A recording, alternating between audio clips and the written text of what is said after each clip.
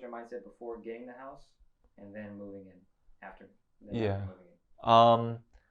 I think before we got the house, like right before, we were like, is this actually happening? Because there were so many delays. Like the people living here before just weren't leaving until like the very last moment. Um, so I was just like, is this actually happening? This is too much. Like not too much, but like this is like unreal.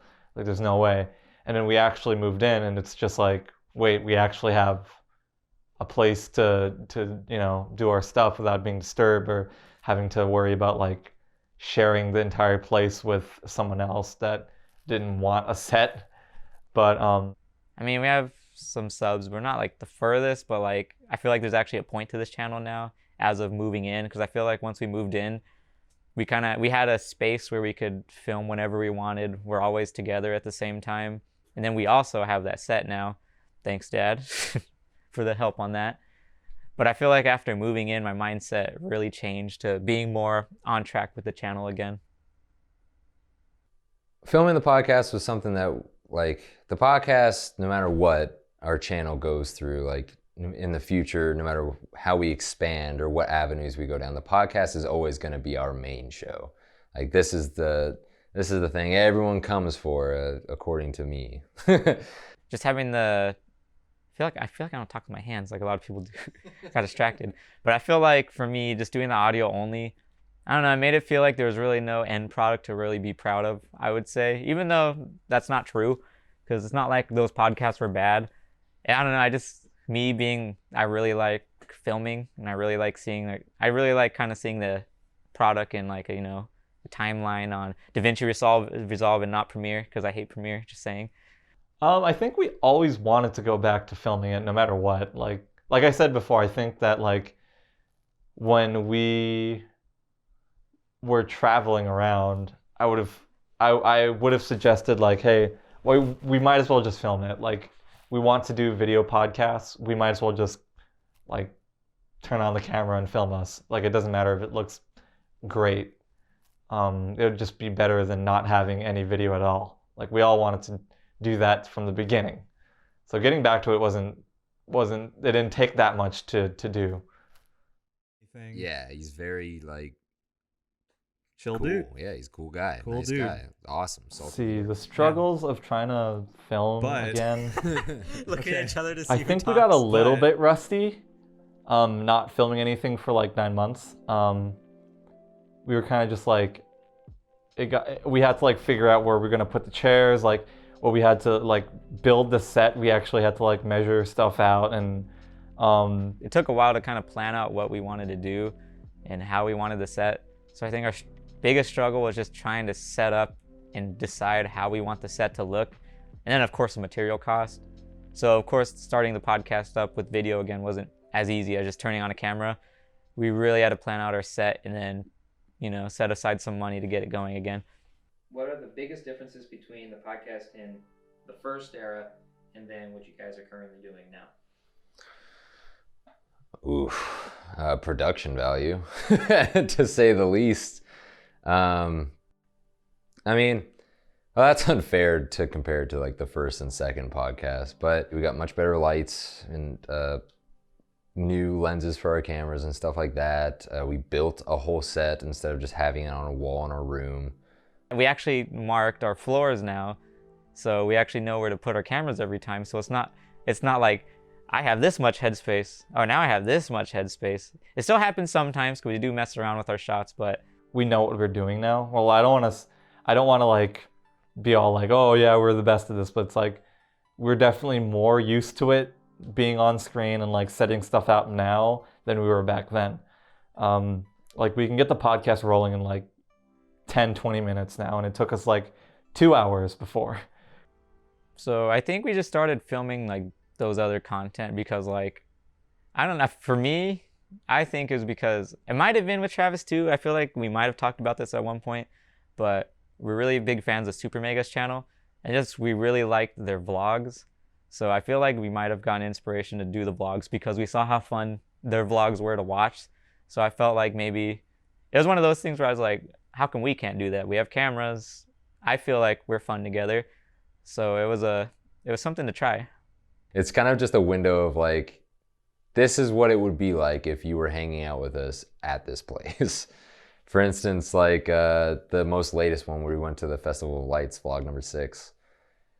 It's like when I watch through it is literally, it's just like the person that's watching is just the 5th friend there with us, like watching us be idiots and interacting with us. And that's exactly what we're going for. We want people to feel as if they're here with us. And that's exactly what we want from our community, because our community is not very big, but we do connect with the people that are in it. And that's something that we wanted with the vlogs. And they're just fun as hell to film. Because, as the podcast is a reason for us to get together, so is that with the vlog. It's a reason for us to go somewhere we might not usually go and see what stupid shit we can get into while there. And wait, I didn't talk about the unboxing. I almost didn't. I really like anime, and I like box sets. And I always thought doing anime unboxings seemed like a lot of fun. And we just took our own artistic twist to them. And before you knew it, we filmed the Ancient Magus Bride one, and we were trying to be way too serious and way too professional with that, and it was a real meh video. And then for the K-On! One, it was right when we were moving out of the apartment. We didn't have any lights, we didn't have like any set or anything. We was just on the couch. It was squeaky as hell. And we just freehand filmed the whole thing, and it was so much fun. And so the few new ones that we've put out recently have been a lot of fun to film. And those have been a mix of professional and freehand. And so, it's just another series and show that we can put in, and I'm passionate about, and Raymond loves filming, and different series to put on the channel that give it life and give it, a different, where it's not just a podcast every week, where it's like, some people might just really like the vlogs, or some people might just come for the unboxings, or some people might just come for game times or any other future project that we have. But we hope that, we kind of have something for everybody, or at least that's what we're going for. What are the main struggles you've had having a consistent channel while also making no money from it? Like, trying to maintain it through work, Yeah. school. Well, I guess the struggles of like not making money off the channel, because of course we're so small still. It's mostly, I guess, because you have other priorities that might have to go over the channel, because as of now, the channel is kind of like a passion project more than anything else. Because before the channel, I gotta focus on like family, work, relationship, So the channel sometimes kind of gets below that. Doesn't mean it's not important. It's just I have other things I kind of have to worry about until who knows if we ever make money off of this. But then I also got to think about like, I see one of those big bees. I got distracted, but we'll go back. But kind of thinking about it, I always have to go into the outlook as this is not like I'm not trying to make money off of this. This is not our intention. If I want to keep myself kind of motivated, I always kind of remember for a film career, you need, for like a film path, whatever, you really need some I guess video or some projects to show that you know what you're doing. So basically this is like a big portfolio of like working around a production, showing my work. So I kind of see it as that. If you could go back and change anything from all the eras of Goof Face, would you go back and change anything? No, I don't think changing anything would help. I don't think I would change a thing, because then like I feel like if I changed anything, who knows, we probably wouldn't even be filming. I feel like we had to go through some hardships and everything to get to where we are now. It's not like we're in the best spot now, of course, but like I feel like we're stronger than ever for sure. No, I don't think I would, because I feel like if we changed something, we wouldn't be exactly where we are today. And while we struggled a lot, and we're still struggling a lot with different things, it's like the path that we took led us here, and this is fine. And I can't guarantee to any of us that we'll make it one day on YouTube, or that this will be a career path that we can go on. I can't guarantee that, and I don't try to. Of course, I say like, you know, when it will happen, all that to keep morale, of course, and to push ourselves. But none of us can guarantee that, and none of us expect it either. It's just something that we do. And you know, if we are lucky enough to one day grow as a channel, and this is something that we can do as stable jobs, and awesome, absolutely, I would love to do that, and because I already love to do it now. What was the question? I would not go back and change anything because, you know, ups and downs, wanting to punch Nick in the face or giving him a hug, whatever it may be, it got us to where we are today, and it will get us to where we are in the future. And everything, you learn from every mistake and right decision, and do your best to make them, you know, make every best decision going forward. I think, well, to begin with, my motivation was initially to be like, oh, I want to do stuff outside of school. Like, I want to make some extra, like, curricular videos and stuff I can show on my reel and stuff like that. And it still is today that. But I just kind of enjoy just making content and being able to say, like, oh, yeah, I do, like, I do YouTube. As weird as it is, it's just like I can say, like, oh, yeah, I do YouTube. This is what I do. I have, like, a podcast I do every week, and I do like skits and shorts, and shorts that are not bad, I guess. Of course, I want a community built around our videos where we can meet people who enjoy our content, who are like us, and make friends and stuff like that. And we've met quite a few people from doing Goof Based, and a lot of opportunities have shown up because of it. Just in this year where we've have like barely any growth whatsoever. And it's been awesome meeting all these new people and doing all of that, and being creative with other creators and stuff like that. It's been so cool. Again, just wanting to kind of run something together with friends, or I consider really good friends. And of course, Travis being a really long time friend, it's really nice working on something with him. Because then again, it's an excuse to really get together and then kind of talk for that short period of time and just work on something together. And then of course the other motivation is, again, it's like a big portfolio. It's a lot of work to show that we have backed and show like consistency, and we can commit to a project now. Like me, the 8-Bit Network, for instance, they were a channel same size as us, startup, like just a bunch of like friends, and you know, their content's awesome and very similar to ours. And sorry, my nipple itches. Is that? I have hairy nipples. But you don't know this is the post show, because it is. Like, if we did something different in the beginning, like if we never did Goof Based, I feel like we would be doing something different, or not different. I feel like we would be doing something similar. Like Raymond and I would still be probably working on like shorts and stuff together. Like maybe we wouldn't have a podcast, but we would probably be like exclusively doing shorts and stuff like that. You know, there's a very real possibility that Goof Based never would have worked out. If it was left to Raymond and I, it wouldn't have. Because Nick's always been the decision, or you know, like when two of us butt heads, it's always up to the third person to go and be like, okay, well, this is, you know, I see both sides here. That's why 3 people works. If we would just kind of, I guess, disbanded from the start, I feel like my motivation for like kind of in the film world would probably be pretty low, because I was having some doubts with like, is this something I really want to do kind of thing. And then of course, the more we work with Goof Paste, that's a lot of experience, I would say, to work on this. It's making me realize I really like the film industry. But I feel like for sure, if we kind of disbanded, we didn't really do much with the channel, I feel like I probably would have dropped film at some point. I'd feel like I'd be doing something else. Would you recommend others to take the path that you're on?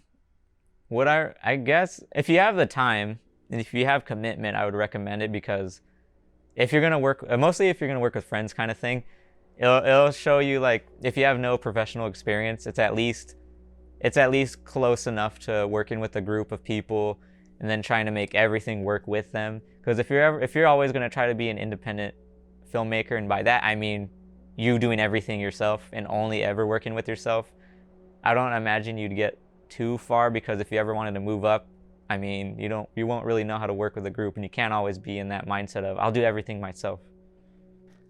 How do I say this? Like, I've struggled finding a job in the industry as much as I've struggled to find a job working retail for minimum wage. I absolutely recommend it, or even just giving it a try if like you think you might be interested in it. Pick up a camera or play a video game or whatever. Like, just be creative and have fun with it, because that's to me is the goal of it, is having fun. Like, I have fun with what I do. If you're not having fun, why bother? So yeah, I'd recommend it. Do I fear failure? I mean, I fear failing, like not being able to do what I want for a living, because as much as I said, like, oh, there are jobs out there, like, there's always that fear, like, oh, what if I'm the one that doesn't get a job? Like, what if I'm the one who doesn't, like, succeed or something like that, or no one likes what I do? Like I said earlier, I have a lot of faith in failure, and I definitely embrace it when it comes, because the thing is that failure is always going to come. It's just something you have to come to terms with in life, is that failure is always going to be there. But the best thing is to embrace it, as shitty as that may feel in the moment and sound in the moment. It's the best thing you can do for yourself, because every failure is a learning experience, and it's the best way to make something that you dread and that you're going through that you hate not happen again. And Goofface has definitely had failures in the past, and we've learned from those experiences, and we're doing our best to do differently from them going forward. And I'm sure there's going to be failures in the future that we have to learn from.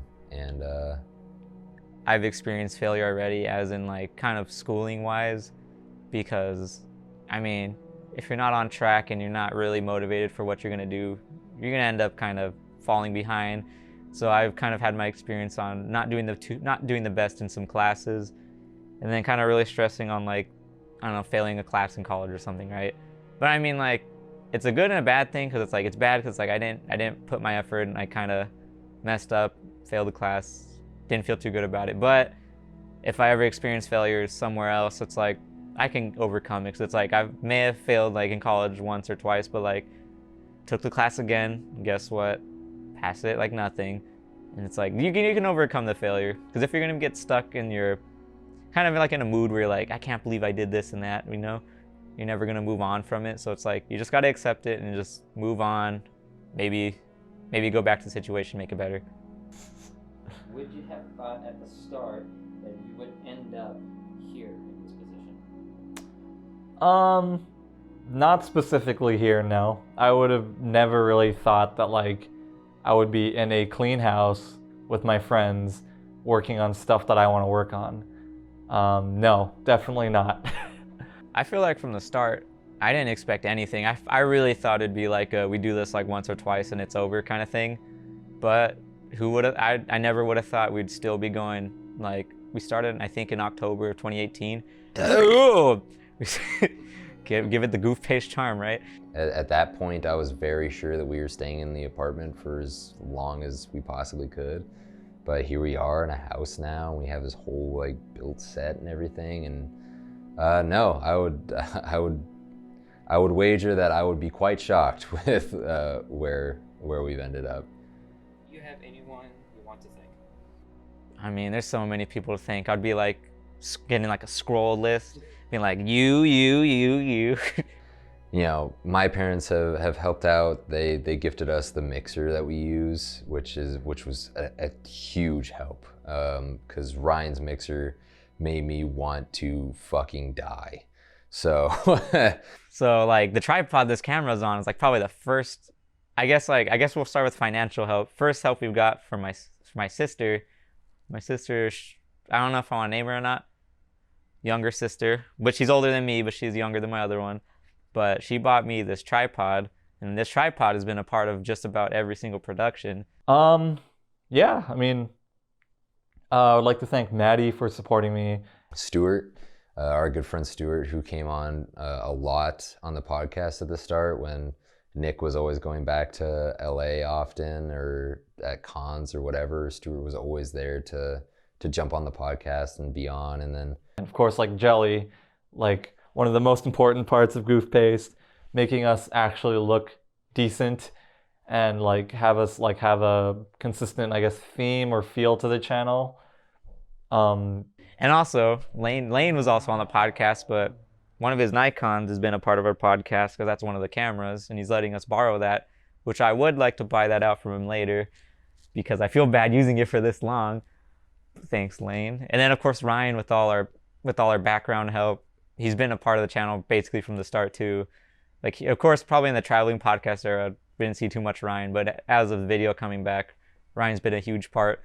He's the one being the DP for this documentary right now, and the framing looks really nice, and I'm proud of that. but he comes every week when he doesn't have to because we give him no money and no food. So he, for some reason, shows up here every week to help us film. And he's, helped with countless projects and will help with more projects in the future. And, fucking the biggest hats off and thank you to him. So my dad was a huge part in, well, actually, the camera this is filmed on too. He really helped me out. So he's like, I'm going to help you jumpstart your future career and get you like film, I guess you could say cinematic ready, film ready camera. So right here is the Blackmagic 4K or Pocket 4K. And that is a huge help. That's really helped. And what is that noise? We're going to film through it because I don't know how long that's going to happen. And I'm sure it's not too bad. I don't even know if you hear it in here. But he was a big part in helping me get, I guess, our cinema grade camera. And that's really brought in a lot of motivation because it's showing me he has faith in my career, our future career. And of course, it's not gonna be like a handout take. It's like I'm paying back later kind of thing where it's like, if I pay back, it's like kind of show the appreciation and all that. And then also he really helped in our set because our podcast set, he helped fund that. And then I built it with him, but without my dad and my mom, of course, I feel like there'd be a lot we would need. And, the 8-Bit Network and Poindexter and a lot of other content creators that we've worked with in the past, and people have given us shout outs and guests that have come on. And it has been a big, it's all just been a big help from the beginning. Our community has been fantastic. And everyone that's ever helped us, they're all a part of Goof Paste, and they're all the reason that we're still here to this day and will be in the future. It really does mean the world when we see someone like commenting. It's like, oh shit, someone watched this that actually cares enough to go type in the comments like, hey, I like this. Like, I don't do that for like I don't comment actively. So if you comment, like, thank you. Like, even if it's something disagreeing with us, or like pointing out that we were wrong somewhere, like, thank you. Do it more, sure. We would like to have like meaningful discourse in our community. It's really cool. Thank you. Thank you to every single one of you that have watched in any capacity, whether you're a recurring viewer or just someone that just saw this right now, or just someone that watched a video for the first 4 minutes and was like, nope. Thank you for stopping by and enjoying it or not enjoying it. But thank you for being a part of our community, even for a small bit. Thank you. That's all I can really say. And we hope you continue to support us in the coming years. What do you have planned for the future? There's a lot to look forward to in the future. Even just looking back on this project along the way, just seeing the three of us starting off and struggling to get things going, and then the few that have come along the way to help us out and help us find our groove, and the new members joining in now that are helping us transform the channel into something even more than we had originally thought could be possible. We're just excited to finish what we're working on now to strive to do something even better tomorrow. It's really exciting.